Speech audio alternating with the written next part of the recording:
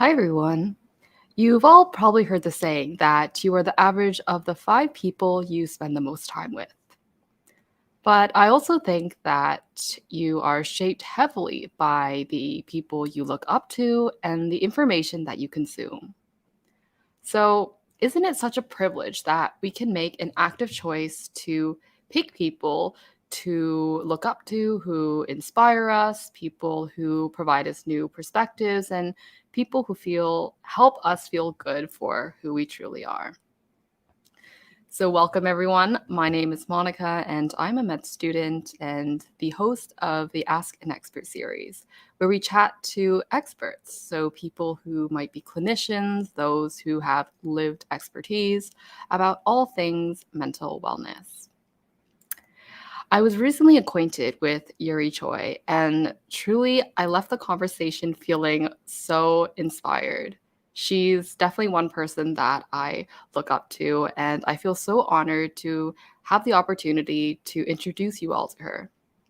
Just as a short bio, in case you have not yet met her, Yuri Choi is the founder of Yuri Choi Coaching, and she helps entrepreneurs and high performers achieve powerful results through helping them understand and leverage their emotional states, mindset, and find deeper fulfillment and peace.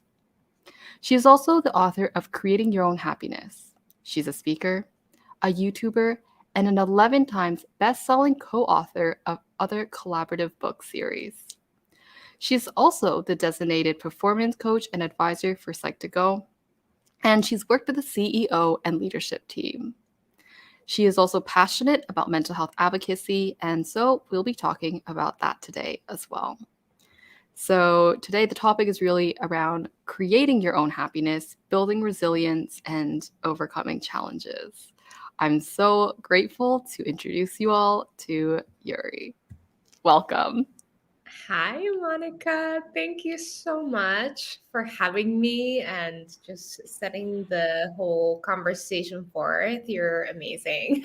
I was just smiling listening to you. You have such a beautiful aura, beautiful energy. You calmed me down. So Thank thank you you. so much. The first time that we met, I felt the exact same way. I felt the way that you connected was just so powerful. I think just getting to learn how to be a good listener is such an important skill. And I know we'll be talking more about, positive mindsets, positive ways to approach situations. And just hearing your story was something I learned and I wrote down in my journal that evening. So, yeah, super grateful to have you here. Thank you. Thank you. I'm so excited. And I'm excited to connect with the Psych2Goers, my favorite community. You guys are all amazing. So yeah, let's have a great conversation. I'm so excited. Of course. So, to those who have just joined, you can let us know where you're tuning in from, what perhaps to start the conversation, what gives you meaning, because we'll be really delving into all those kind of wellness topics around meaning, around resilience today. And while people do that, I'd love to just kind of dive in to ask whether you'd like to share more about your story to the Psych to Go community. Yeah. First of all, sorry, I was getting a little distracted by all the people joining from all over the world. Wow. You guys are joining from like Australia, Alabama, Michigan. So cool. Um, and the question was what I enjoy about the Psych2Go community. Is that the question? Just tell us a little bit more about your story, Sure. your involvement with the mental health community, your advocacy work. Yeah. So, um, where should I start? First of all, I think it's worth mentioning because I think we do have a global community here. I moved to the States when I was 11 years old from South Korea. So I, kind of started that immigrant life with my family, first generation Korean. Moving to the States, there were a lot of challenges that I think immigrated families go through. And a lot of it affected my family in different ways. So I know we talked about this a little bit before our chat, but really one of my things is that one of my really close family members fell into depression and almost took her life. And I was very young. I was about 17 years old. And ever since then, thankfully, she's still alive today. Um, but ever since then, I really started questioning, like, why do people do what they do? What makes people so happy? What makes people so unhappy? What leads them to live a life where, they get to continue to want to live and all that kind of stuff at a very young age. So I got really interested in psychology, like all of us here. And yeah, one of my degrees was in psychology. I loved psychology so much. I wanted to just understand humans and why people do what they do. And I actually just went on my journey of being in the corporate world for 10 years. And there's nothing wrong with being in the corporate world, by the way.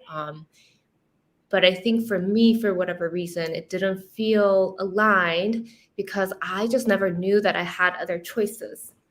And I'll come back to that in just a little bit. But in 10 years that I was there, I started to feel unfulfilled and just kind of burnt out. I definitely overachieved, not really dealing with some of the things I've gone through in my life in the beginning of those years. Anyway, long story short, in 2015 is when I really was hit with this fact that life is short.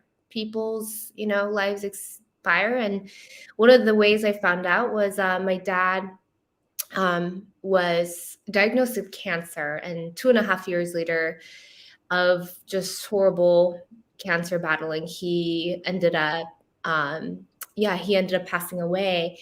And not only did that really shock like me in the sense that, wow, like this is life does end. And we know that logically, but I think that was the first time that I really connected to that fact in my heart and my body. And after he passed away, I just really decided to go after my dream. And one of my passions has always been learning about humans, helping people find what makes them happy, helping people find what they're really excited about. And I really decided to dedicate my life to it because guess what? Like, everyone's life ends and we have only one chance to really live out our lives, live out our dreams. So I quit my job at the time. And I started this journey of building my coaching business, really desiring to help people and really making a stand for what I'm passionate about, which is mental health. Advocacy, eliminating stigma around that, as well as really helping people see that we can live in an infinite realm of possibilities. So, yeah. And I'm getting delightfully distracted by these chats. And one of the things that we'll talk about, I'm sure, is I definitely have ADHD. So if I get a little distracted, you know why. I've learned to embrace it, but I'm really like, oh, like it's so nice to be able to connect with all of you guys from all over the world.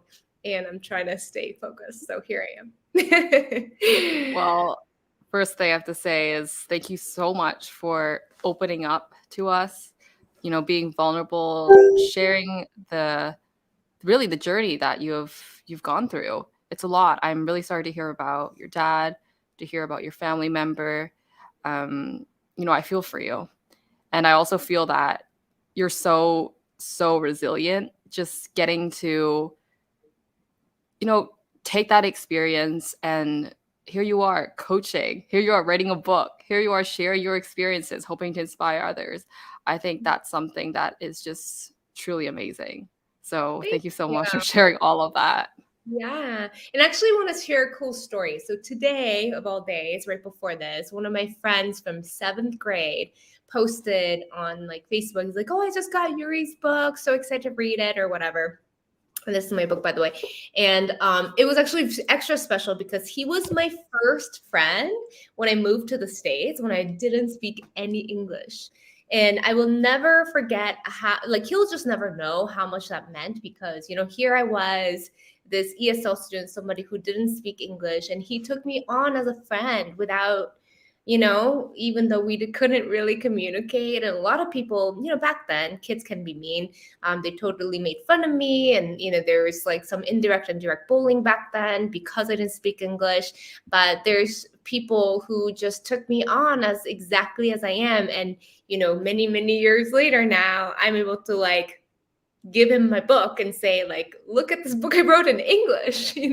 We started off when we couldn't even talk to each other. So it's it was really special.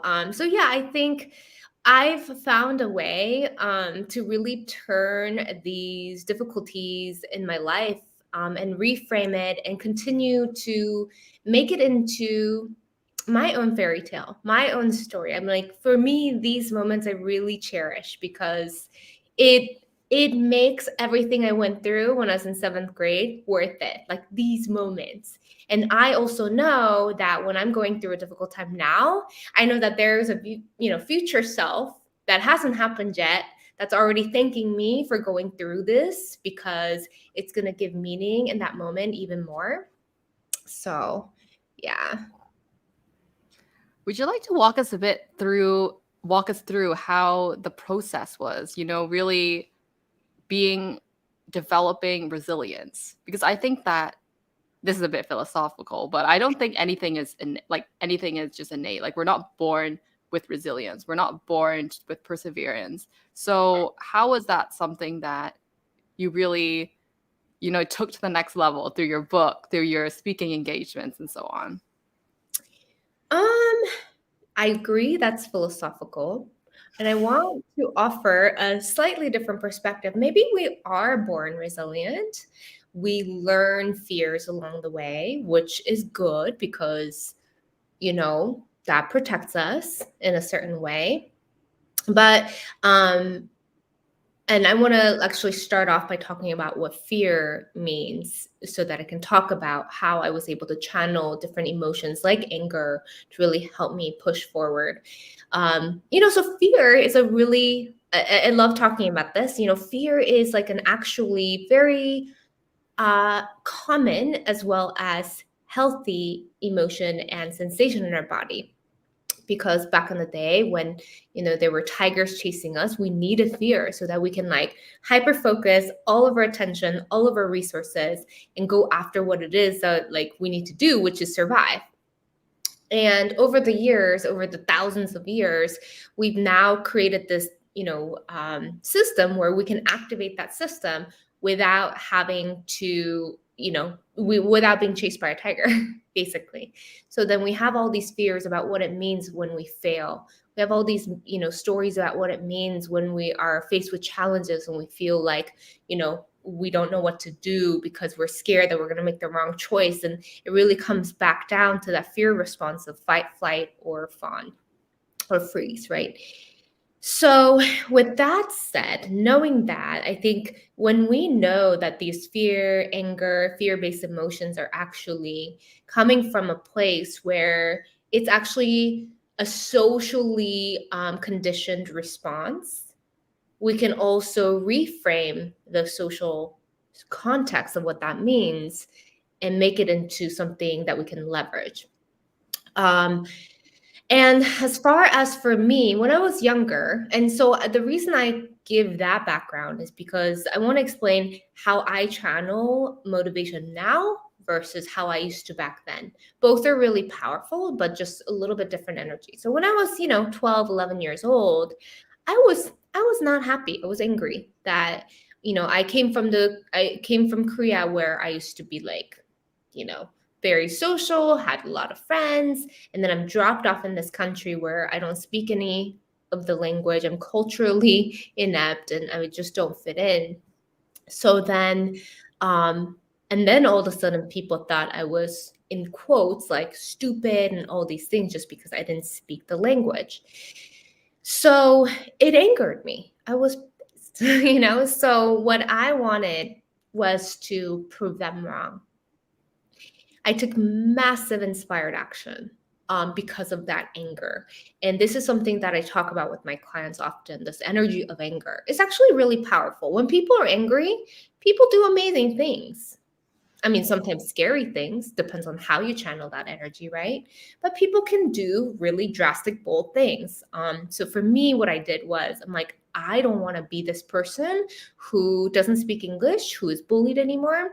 I'm going to learn English and I'm going to speak it better than them. Watch. So it came from that like spiteful place. channeled that anger. I read 30 books in 30 days in a language I didn't know, which was English at the time. And within just a few months, I was out of the English as second language class. I was in a normal English class. I remember going back after the summer to the teacher being like, hey, like I'm ready to move out of the English class. And the teacher was like, oh, nobody does that. And I'm like, I'm ready. Like, give me a test or something. Like, I'm ready. So I took the test and I tested out, and it was a moment I realized, like, when I take inspired massive action, like anything is possible. If I can learn English in just 2 months, like what else is possible? So at a young age, I learned that. Now I explained that though, because when we take massive action, although the outcome is always good, right? Like in a good way, if we do it in a good way, however, it can have consequences when it's coming from that traumatized or scared or uh, spiteful place. So, um, back then, all I was doing was proving them wrong. Like, who the heck is they anyway? Right? So for me, it was always coming from this place of comparison and competition back then. And I realized that wasn't healthy because all I can do is come back to neutral, but I wasn't feeling more confident. I wasn't feeling more worthy just because I was constantly, trying to just prove them wrong. So I explained that because now, when I talk about resilience, because I'm moving towards a goal and a vision, which is a completely different energy.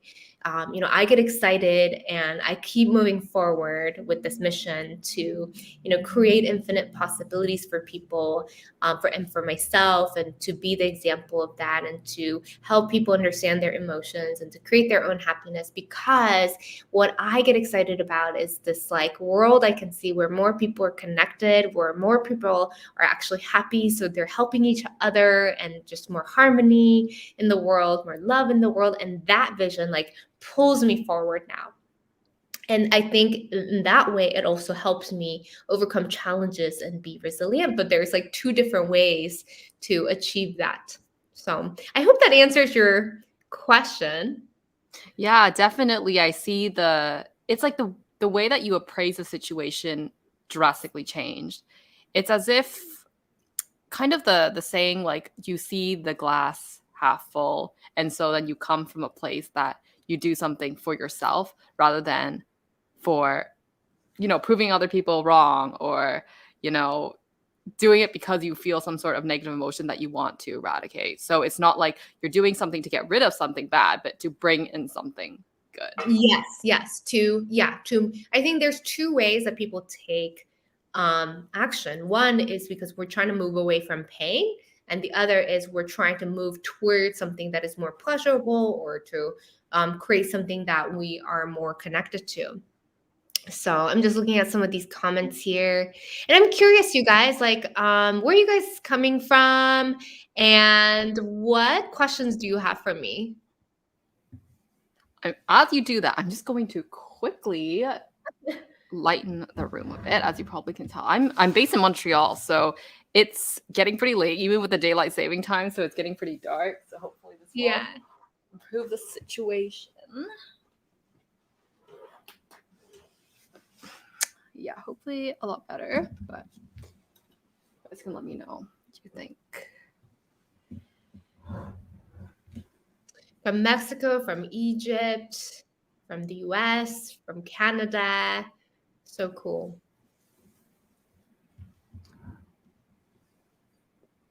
And speaking about the process of, being resilient, I think for most people, it often involves things that people find give some joy.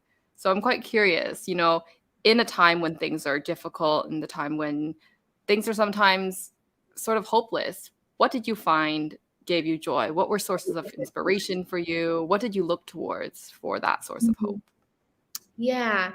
I think when I talk about finding hope, um, mm, two situations come to mind. I'll start with one of them, which was so I talked about this briefly. One of my parents almost took her life, and she there was a period in my life where she was in the hospital and I was 17. So it was scary. And I realized I had two choices. And I think this is when I start to realize like what I can do to start to create the life I want and manifest things. So I remember she was in the ER. She was in the or IC or whatever for gosh, it's like a big blur for me during that time. Like I think a week or two or so. And that's when I had just gotten my license. So I was driving. I was 17 and I was going to high school and all that. And I remember, I mean, obviously I was scared and heartbroken. Like my family just felt shattered. And I remember I sat down with myself for the first time because I felt like I was like really alone in that anyway. I didn't have anyone I can talk to about like what just happened. But I had to make a choice. And that choice was I can just be completely broken from this, which I think at the time, I mean, my best friends and my teachers that I did talk to, they're like, you're allowed to be like completely, they didn't use these words, but shatter from this. This is a hard thing. But I remember thinking, I'm like, no, no, no, no. Like, I want my mom to have something that she can come back to when she's like out of her coma and be grateful that she did. Like, that's who I want to be. And when I think about that type of person, that's a person who has applied to all the colleges, who's gone into a bunch of schools, who's going to do well, who's going to be successful. Like, that is the reality that my mom would want to come back to. And I don't know how else to communicate with her right now because she couldn't. But that's what I'm going to do. I'm going to create the reality that she'd be happy to come back to. And, I didn't call that manifesting back then. I didn't call that mindset back then. I didn't call that resiliency back then. It just made sense. Like, why would someone who just didn't want to live want to live? Probably a life that they can feel hopeful about.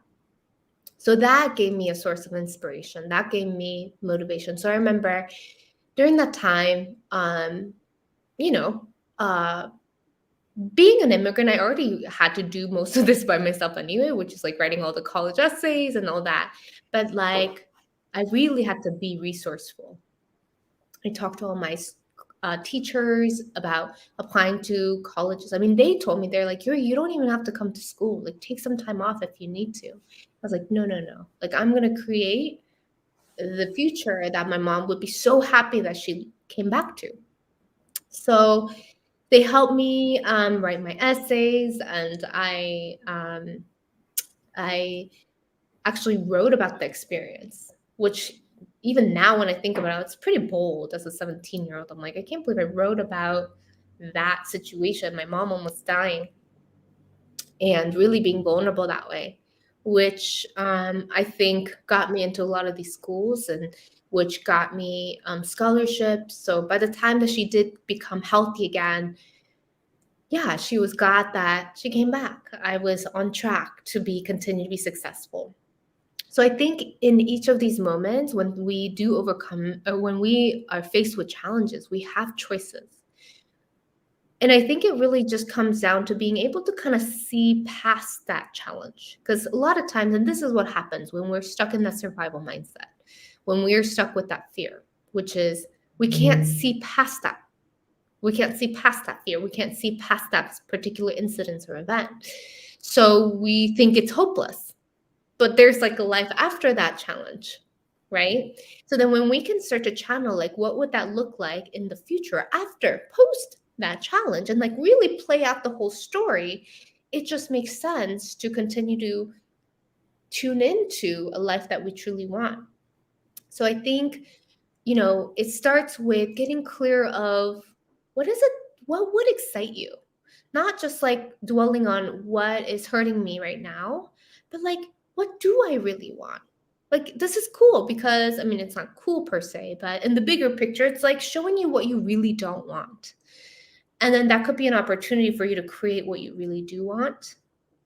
You can just look at the opposite of that. So, yeah.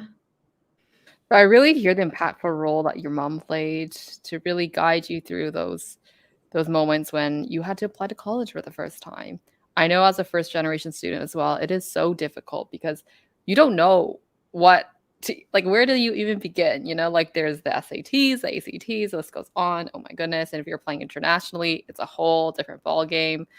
It's really difficult. But just hearing how you managed to go past it, to really hold your mom's, you hold your mom close to your heart throughout all of it was just, yeah, very inspiring. And Yeah. another theme that I noticed as well is really how I would say future oriented you are, because oftentimes, like you mentioned, the lack of hope comes from not being able to see that there's anything better than what you currently have. So it can and it is quite difficult to imagine a future when, I don't know, one day everything will be normal, everything will be the way that you want it to. So I don't know, do you have any kind of specific advice to people out there who are still struggling, who are trying to overcome a difficult moment, who potentially don't see a better future? Yeah. Yeah. Um, and here's the thing, it's really hard to imagine the future though when we are in that survival mindset. Because when we're running away from tigers, we're not thinking about what should I eat? What kind of life do I want to create? What kind of business do I want to create? What kind of book do I want to write? We're thinking about surviving. So, this is why I have such fun helping my clients see the benefits of things like meditation, things like exercising, which actually brings you back to a relaxed state, literally, physically in your body, so that you can move away from the survival physical state. So when we are stressed out, or when we are burnt out, or when we are stressed or scared or whatever, we're actually increasing the levels of cortisol in our body, which is the same response that happens when we are, running away from tigers. So in our body, we think that we are in danger, like literal danger, even if we're not. Like even if our physical body is not in danger, we think that we are. So, what do? This is why people can't sleep. This is why people can't digest things when they're stressed, because your body thinks that you're running away from something really dangerous. And when you're running away, the only thing you're thinking about is surviving. In that mindset, it feels really hopeless because the only thing that you can think about is surviving. So, therefore, you can't predict the future, or you can't create the future. So, one of the things that you can do to start is to calm down your nervous system, whatever that takes. For me, it's, excuse me, for me, it's meditation. For me, it's journaling. For me, it's connecting. For me, it's giving. For me, it's, all of those things. So it allows me to start to connect to that. Yeah, that's amazing. I second the notion you said about mindfulness. It is very, very powerful.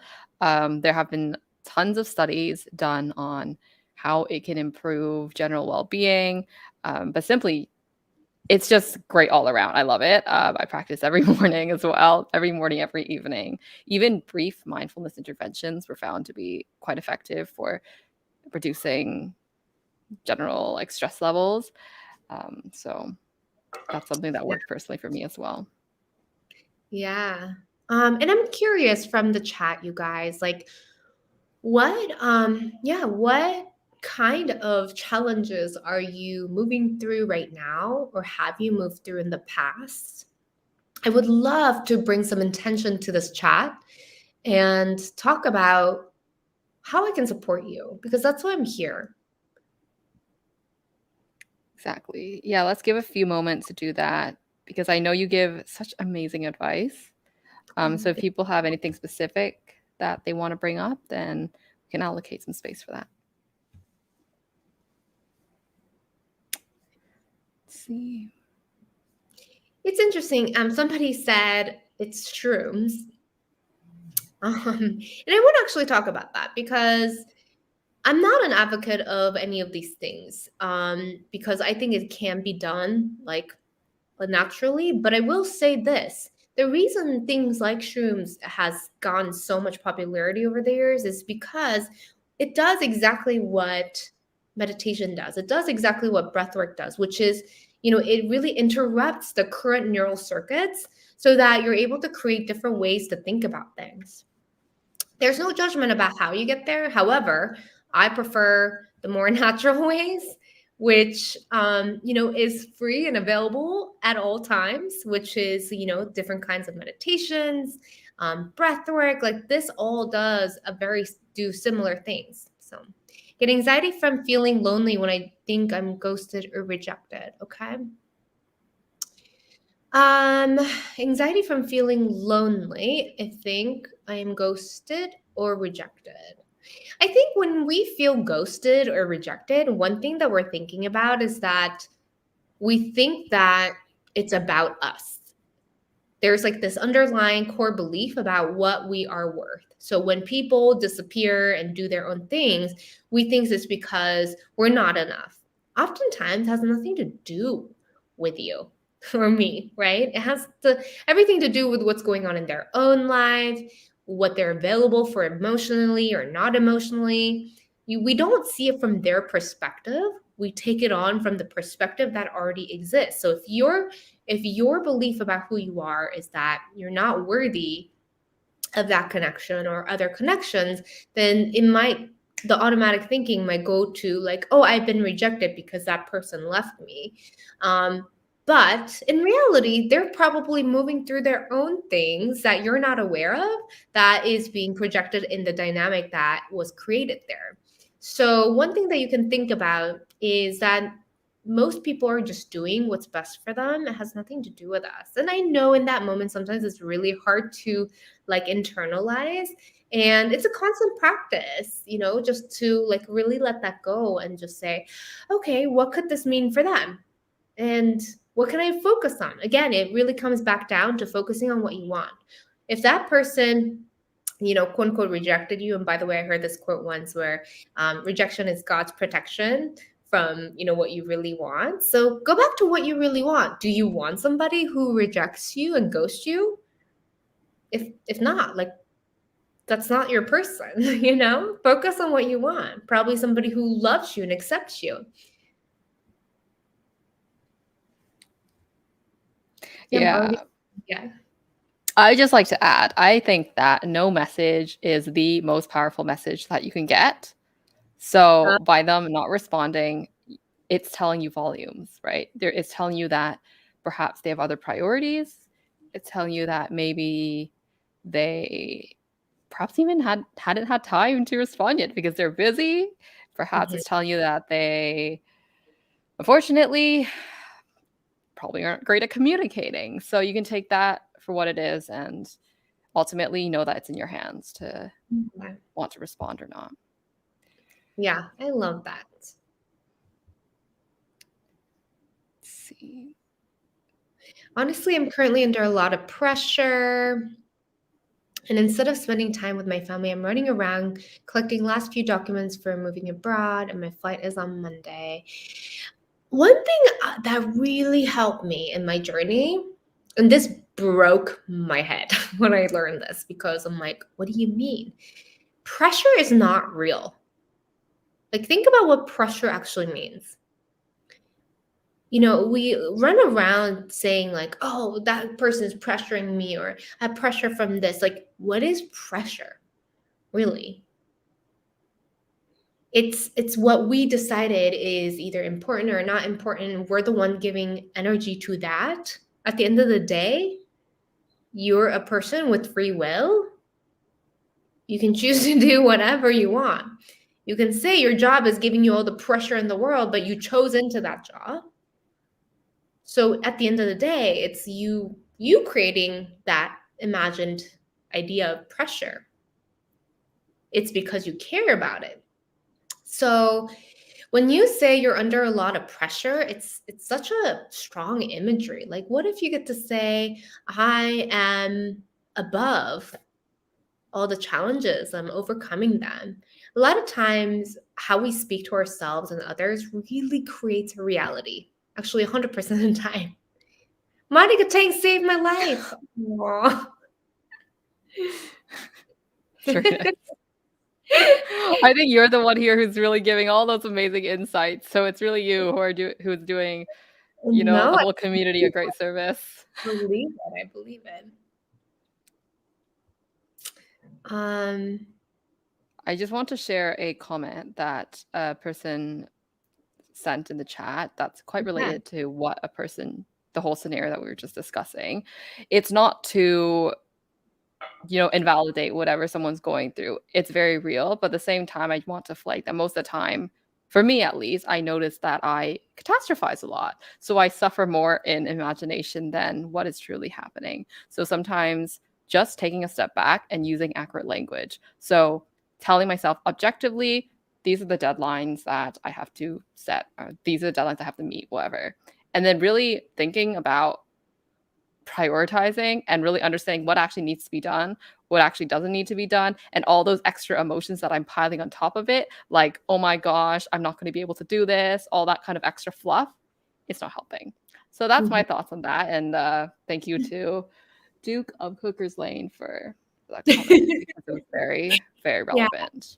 I love that. We suffer more in imagination than reality. That's so true. And I want to offer a practical way to really reframe that. So think about what is the thing that's stressing you out? Like, whatever you guys are stressing out right now, think about that.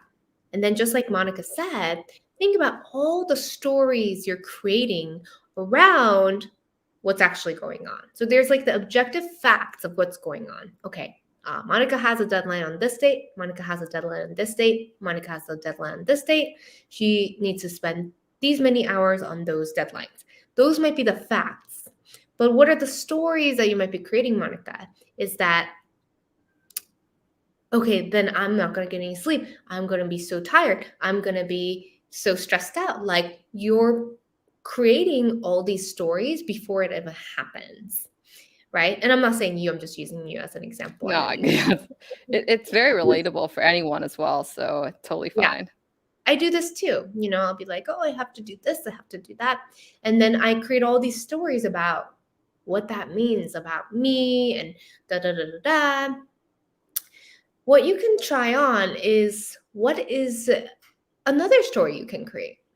Like, what are the facts? What's another story that you can create around these facts? What if the story gets to be, oh my gosh, I have all these deadlines?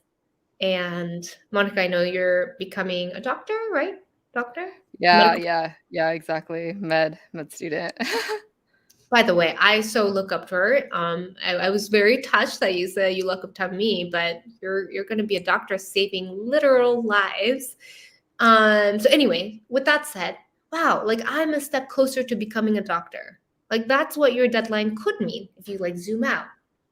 Or wow, I wonder who I'm going to become after I move through this deadline, even though it's challenging. That's something I thought about too when I was moving through this challenge when I was young. Really moving through that time of like almost losing my mom and being like, I wonder how strong I'm going to be after I go through this. Like, nothing's going to scare me anymore. Like, if I can go get through this, oh my gosh, I'm going to be unstoppable. And that gave me a little bit of hope that I needed at the time. Even when my dad was sick, obviously, I think for me, connections are really important. So it affects me a lot. And when my dad was really sick, he was, diagnosed with cancer. And for any of you guys who've gone through that journey with anyone that it's really, really hard. And to watch somebody, just really um, be super sick in front of you. Anyway, with that said, and I felt a lot of anxiety. I was, moving through all sorts of emotions. But during that time, I remember being like, okay, like, if I can get through this, I'm gonna be so strong. I'm learning so much about myself. I'm learning so much about life and death and everything in between. I even thought about the fact that my mom at the time hadn't lost a parent yet. I'm like, when I lose my dad, I'm going to be able to understand so many more people who either will or have lost their parent, because for the most part, statistically, that's something that everyone will go through. And in a way, I'm lucky because I'm going to have so much empathy and understanding for these people for the rest of my life at such an early age. That I can be thankful for. And really seeing, like, trying so hard to find a gift in that. And obviously, I don't wish that upon anybody, but it did give me that reframe to be like, okay, like, even though this is hard, like, this is going to allow me to connect to people in such a special way because everyone will go through this and I get to be there for them.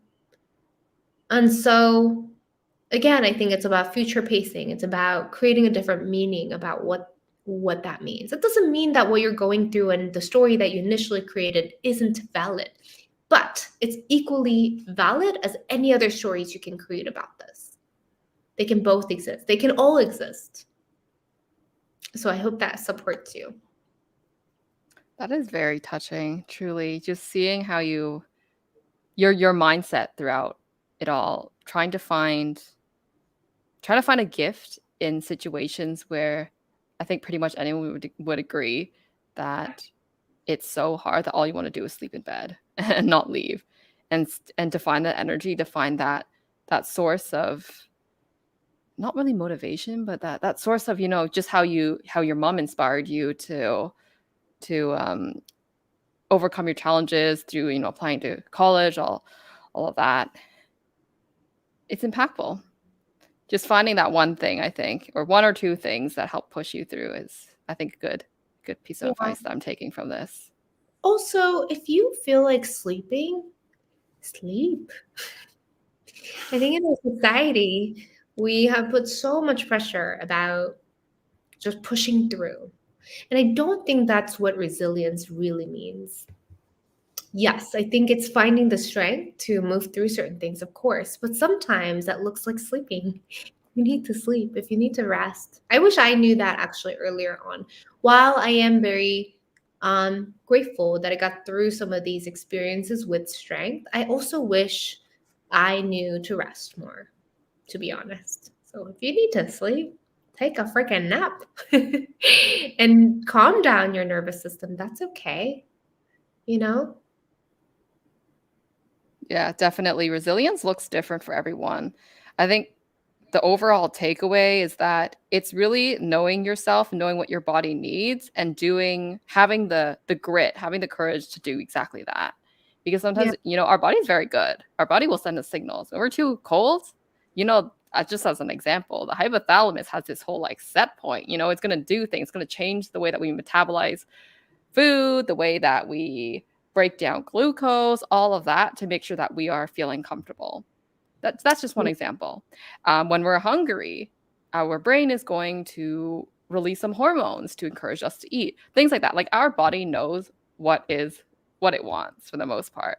And so the problem really comes when our minds get in the way, when we know that we're so tired, but we want to continue to push through because for whatever reason, we're just telling ourselves to do that, even though we know it's not in our body's best interest. So I think really being resilient is listening to yourself, listening to your body, and knowing that truly your gut knows what is the right thing to do and following that.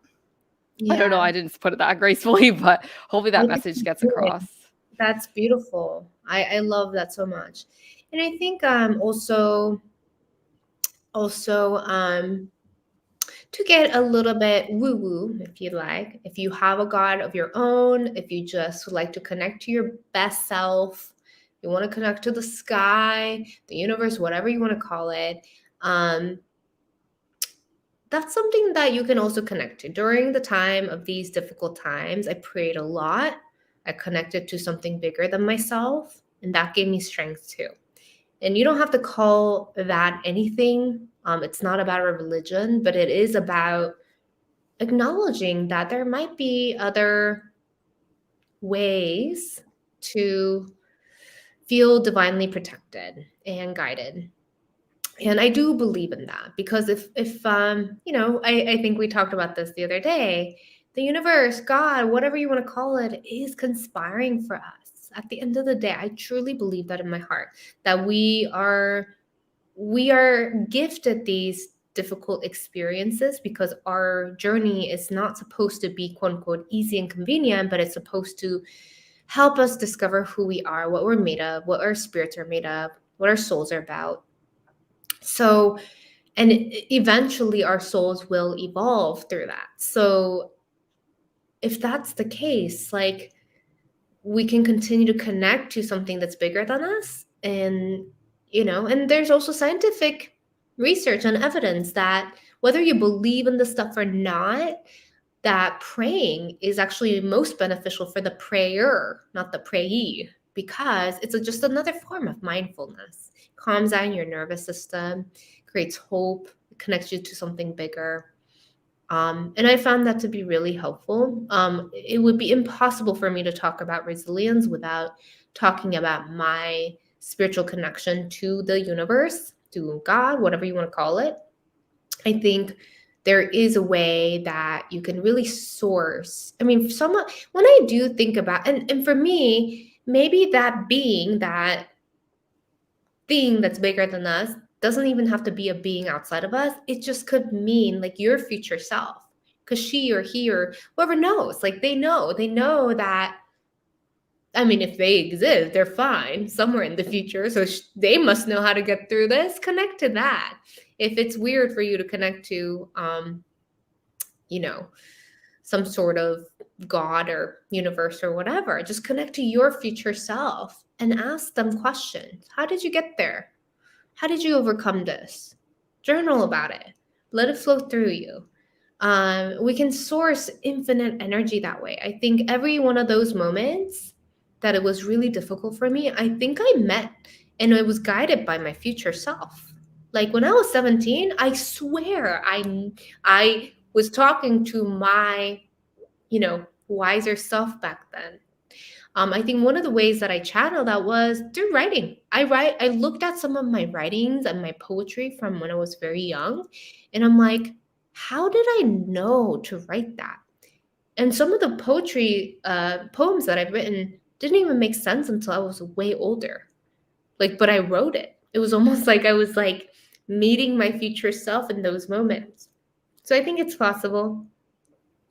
I think it's so amazing to see how resilience for you really encompasses elements of spirituality, elements of what people call like principles in cognitive behavioral therapy, principles of mindfulness, your things that make you excited, things that make you happy, that of writing, using your voice to inspire others. It all comes together. And I just think it's truly so inspirational just hearing you speak about so many different domains so eloquently, seeing those connections, how they relate together. So it's truly Oh, amazing. thank you, Monica. You're amazing. I appreciate you. You're such a great listener and you ask such great questions. I really appreciate you. Feelings mutual. And I could definitely see that in the community chat as well. So thank you, everyone. Good. Um, I Stress and just anxiety. let's see if there's anything else. But I have, I guess, a final question for you. And I think it kind of encompasses themes that we've chatted about, right? So themes around happiness, themes around building resilience, overcoming challenges. So, if you were to give one advice to your younger self, to perhaps the community, what would it be? Oof. My younger self. For my younger self, my younger self was just kind of like give you a 2-second background of my younger self. So in my late teens and my early 20s, I didn't really have a lot of tools to manage my stress and the trauma that I've gone through and all that. I resorted a lot to very unhealthy habits, um, like overachieving, like drinking a lot. I mean, that was a part of my journey, to be honest. And I wish and I did eventually find healthier ways to manage my stress and anxiety, which was for me yoga, meditation, helping others. That all been very helpful. But I wish I asked for help earlier. I wish I um, found a therapist or some kind of mentor or somebody who can really actively help me sooner to help find healthier coping mechanisms. Because I've talked to people who self-harm and all that. um, I think I was self-harming myself, maybe not directly, but absolutely indirectly. I did not have the healthiest coping mechanisms. And I really feel for the people who resort to that. And I want to remind you and let you know, if you're one of them, and myself from my younger years, if I get to give myself advice, that there's healthier coping mechanisms. And I can say this now because even though I'd gone through a lot of things with resilience back then, it was still coming from a survival mindset. So while I could see kind of like the short term possibility of what's possible, I don't think I really saw long term, meaning like when I'm like 50, 60, 70 year old. And when I think about those years now, I'm like, wow, I really wish I took care of myself better back then to manage my stress and anxiety, and have compassion for the years I didn't. However, I also wish I did. So I think seeking help earlier, asking for help, and not having this responsibility to feel like I have to do everything on my own. I was hyper independent. So that's one thing. But also that she's loved and that she will be okay, because I don't know if I knew that sometimes. I think I, obviously knew that. That's why I'm here. But there's times that was really scary. So just, yeah. And I think I'm telling you, sometimes I feel like these moments when I say these things out loud, whether in interviews or just journaling or whatever, I really feel like my younger self heard me, my future self, because I don't know how I got through that sometimes. But yeah. Thank you so much for sharing. Truly, being so open and so vulnerable, it's not easy. And thank you. Yeah, thank you. Yeah. Um yeah, So thank you so much. I'm just reading some of the comments here. yeah, I'm also reading it and just so grateful for the community for joining our conversation today. I know we touched upon so many different topics, from wellness, resilience, happiness, challenges, spirituality, you name it, and getting to get a bit of an insight into your your powerful mindset is, yeah, it's truly an honor. And I really hope that everyone here also enjoyed the chat. So I just want to also flag for people who are watching, the link for Yuri's book is in the description box. It is truly so amazing. You know, I'm just so inspired to hear that you have come so far from not being able to understand English to now writing a book to influencing others. You know, that is something that few people can do.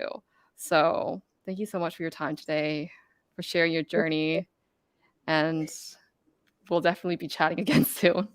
Yes, yes. Thank you so much, Monica. I'm so grateful that you invited me for this chat. Again, you create such a safe, grounded place for this. And I think I can feel it. All the people who's joined us can feel it. So I really appreciate that. Thank you. Bye. Thank you. Bye, guys.